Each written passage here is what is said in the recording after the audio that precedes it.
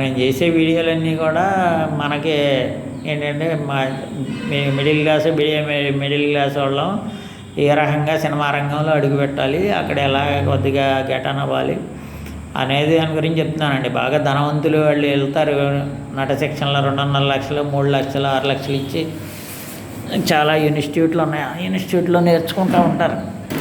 వాళ్ళు నేర్చుకుంటారు, ఇబ్బంది లేదు. వాళ్ళు నేర్చుకుంటారు, వాళ్ళకి ప్రొడ్యూసర్లు ఉంటారు, వాళ్ళే ప్రొడ్యూసర్లుగా ఉంటారు, వాళ్ళే సినిమాలు చేస్తారు, కింద ఏదన్నా చేస్తారు, వాళ్ళు నిలబడతాయి.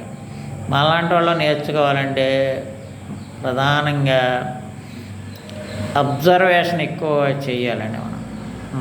మనకి చూడండి 2 కళ్ళు ఇచ్చాడు, బాగా చూడమన్నాడు దేవుడు. చూడటం ద్వారా ఎక్కువ నాలెడ్జ్ పొందాలి. అట్టగా 2 చెవులు ఇచ్చాడు, 2 చెవులు కూడా బాగా వినాలి, ఎవరు చెప్పినా వినాలి, అప్పుడు నీకు ఎక్కువ నాలెడ్జ్ వస్తుంది. నోరు ఒకటి ఇచ్చాడు, 2 పనులు ఇచ్చాడు, తినటం మాట్లాడటం. కాబట్టి తక్కువ తినాలి, తక్కువ మాట్లాడాలి, అప్పుడు నీకు ఎక్కువ నాలెడ్జ్ వస్తుంది. విన్నారా?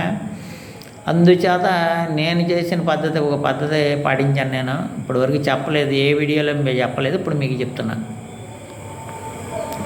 తగాదాలు జరుగుతూ ఉంటాయి ఎక్కువ గ్రామాల్లో. సిటీల్లో పెద్ద తగాదాలు అవి ఉంటాయి, కానీ గ్రామాల్లో ఇదివరకు తగాదాలు బాగా జరిగి, పంపుల దగ్గర బాగా తగాదాలు జరిగాయి నీళ్ల గురించి. అక్కడ మంచి యాక్షన్ సన్నివేశాలు బాగా కనబడి తిట్టుకుంటారు బాగా. నువ్వు చెప్పావులే, మాకు తెలియదు, నువ్వు చెప్పాలి అంటే పాత పురాణాలన్నీ ఎత్తుతారు.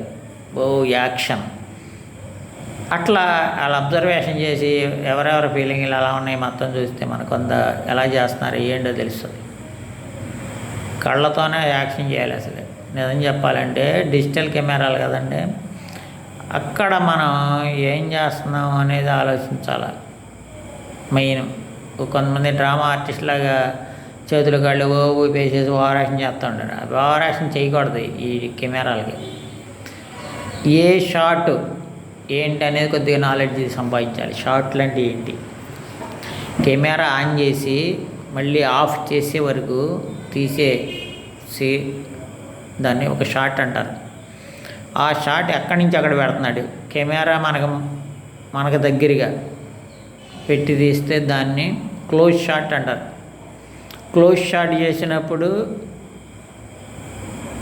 నువ్వు ఆ సన్నివేశాన్ని అనుగుణంగా సాడ్ సీన్లో చేస్తున్నారు, చాలా సీరియస్ బాధపడాలి, అప్పుడు ఇలా చేయాలి. అమ్మా నేను తప్పు చేయలేదమ్మా, ప్లీజ్ అమ్మా నన్ను నమ్ము, అట్లా మన ఫేస్లో ఫీలింగ్స్ కనిపించాలి. కళ్ళు ఏ రకంగా ఉన్నాయి, ముక్కు ఏ రకంగా ఉంది, పెదాలు ఏ రకంగా ఉంది, గెడ్డం దీన్ని ఎలా కలుపుతున్నాడు అనేది దాని మీద కాన్సన్ట్రేట్ చేయాలి. నువ్వు దాని నిమిత్తం ఒక అద్దం ముందు నించోండి. మీరు నించొని ఏడుపు ఎంతవరకు వస్తుంది నాకు కొన్ని డైలాగులు ఒకటి క్రియేట్ చేసుకోండి ఎట్టాగా అప్పటికప్పుడు. ఏడుపు వచ్చే సన్నివేశాలు ఒక చోట పేపర్ మీద రాసుకోండి. ఏడుపు వచ్చే సన్నివేశాలు,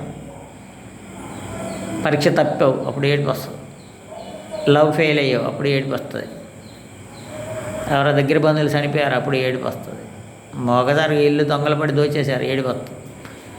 ఇంకా ఎలాంటి సన్నివేశాలు ఏమున్నాయి, ఒక దగ్గర ఫ్రెండ్ చనిపోయాడు ఎప్పుడు ఏడుపు వస్తుంది. అప్పుడు దానికి నిమిత్తం నువ్వు నీ యొక్క ఫీలింగ్స్ ఎలా ఉన్నాయి నువ్వు ప్రాక్టీస్ చెయ్యి. ఎవరు నేర్పరు, అది నేర్పితే వచ్చేది కదా యాక్షన్. ఏదో చెబుతావు అంతవరకు, నువ్వు చేసుకోవాలి అది. అమ్మో చాలా వీడియో 4 నిమిషాలు వెళ్ళిపోయింది.